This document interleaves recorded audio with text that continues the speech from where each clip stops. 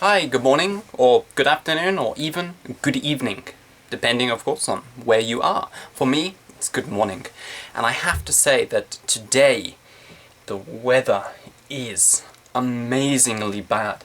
We're actually in the middle of a thunderstorm here in Tokyo, so if it's very noisy in the background, if you can hear the thunder and things in this video, I apologize for that. Okay, in today's lesson I'm going to answer a question from one of my YouTube viewers. And this question is from Mr. Warrior 12345, and he asked how to improve fluency, and does reading loudly help?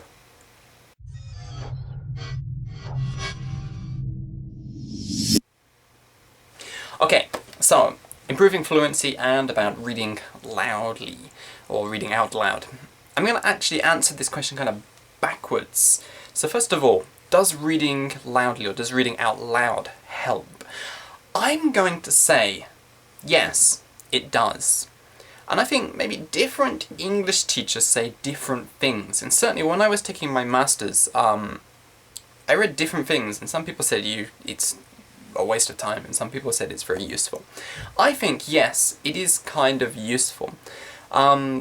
Possibly not for reading comprehension, because when you're reading out loud, especially as a learner, what often happens is that you just concentrate so much on saying the words correctly that you don't get the meaning. And this is definitely the case for me reading Japanese. But still, I think it's good for just getting used to kind of speaking and kind of using your voice. And I will say that if you're going to read out loud, do it with a big, loud voice. Really project your voice as much as you can. And then, yeah, I think that is quite beneficial. Okay, so, how to improve fluency? Well, first of all, there is no definite answer to this. And really, the only way is to just do it. To just use English. Practice makes perfect, as it were. So yeah, you kind of just have to accept that in the beginning you're going to suck at speaking English. But practice makes perfect. Of course, fluency doesn't refer to just speaking, but it refers to all of the skills: reading, writing, listening, speaking, and thinking as well. But the way I think about this is muscle training. Think of muscle training. Now actually, I am the worst person in the world to talk about muscle training, because, I mean, look at me, I have no muscle whatsoever. But if you want to build muscle, if I wanted to get some muscle on my skinny arms, lifting really light, tiny weights that are too light for me is not going to help. It's useless. The reason why is because you have to stress the muscle. If I want to build muscle, I need to lift weights that are heavy for me. I have to push my muscles beyond their limits. I have to apply this stress and push them past what they are already capable of. And by doing that, well, with muscle training, what I actually do is I create lots of tiny tears in the muscle tissue, in the fiber. And then when it heals bigger and stronger, able to now cope with that new limit. So to make it bigger again, I have to push it past the limits again. Building fluency in English is kind of the same sort of thing, really. You have to push yourself beyond your limits.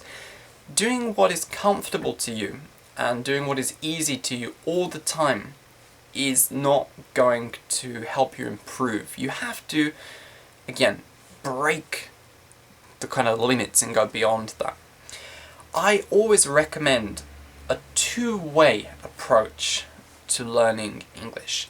And I've made videos about this before, and maybe I'll make some more videos in the future.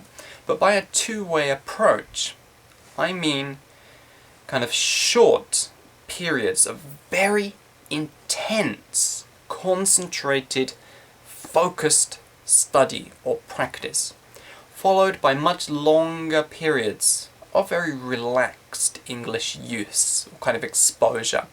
And, that might mean just chatting in English, or listening to music in English, or watching TV, or reading a book, or whatever. But you've got these two kind of periods. Very short, intense practice followed by long periods of relaxation. And again, going back to the muscle training idea, I guess it's kind of the same really, because you have the very short, intense practice sections where you're kind of lifting the muscles and you're pushing your muscles past their limits. And then you have the long kind of relaxation period. And both of these are necessary. Well, actually, I'm not a trainer, or I'm not a muscle trainer or anything like that, so correct me if I'm wrong. But both of these periods are necessary. Certainly for learning English, you have these intense periods where you push yourself past the limits. And then you have the longer periods of relaxation, kind of for healing, I guess. Just to change the metaphor very slightly, learning a musical instrument is very, very similar to learning a language. And actually learning anything works on the same kind of principle. Building muscle is not learning something as such, but learning is kind of the same. In what year was it? In 1993, there was a group of researchers, group of psychologists, I'm going to go with psychologists. Anyway, they were researchers, and they wanted to find out why some violinists became very good violinists, but others became remarkable violinists. I mean, we're talking world-class professionals. So you've got these two groups of violinists. Some are good, but some are remarkable. And they wanted to know, what is the difference between these two groups of people? Why does this group become so remarkable? And they found that the group of violinists which became very good, I mean, they are good, they're kind of professional standard. This group spent a lot of time practicing. No surprise there. They spent a lot of time practicing the violin. The group who became remarkable, on the other hand, they also spent a lot of time practicing.